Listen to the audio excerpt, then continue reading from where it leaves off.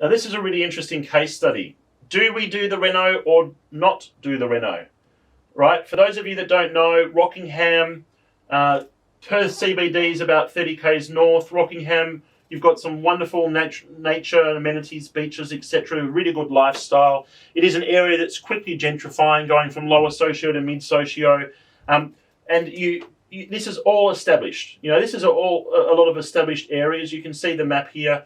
Sorry, the internet's quite slow. You can see that this is all quite an established area.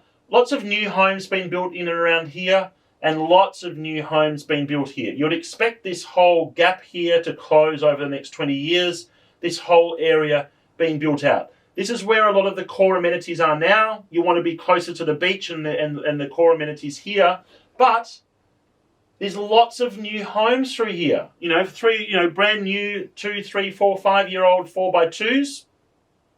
So this particular client's property was in this area here. It was a very good standard of property, but the only things that needed doing on it, it was recently renovated kitchens, floors, paint, very good standard of property.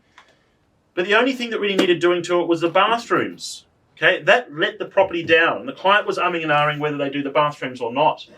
The logic there was, we want to be at the top end of this market. There was a lot of value there. People were willing to pay a lot more to rent. You had a lot of professionals.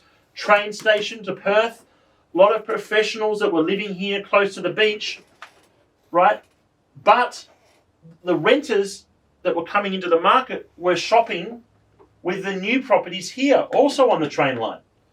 Okay, so they were comparing your established dwelling to a lot of newer homes here, and they weren't compromised. They obviously had new bathrooms.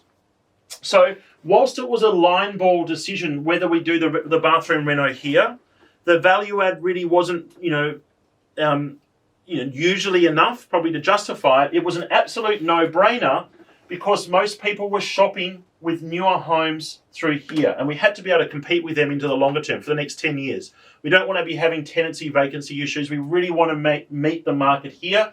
And then when you do that, you are left with a very good standard, good new standard of dwelling, and you're closer to the beaches and all the natural drivers of amenity. You are always in pole position compared to these properties, right? So that's the sort of thought process that we go through when we're sometimes considering these types of renos.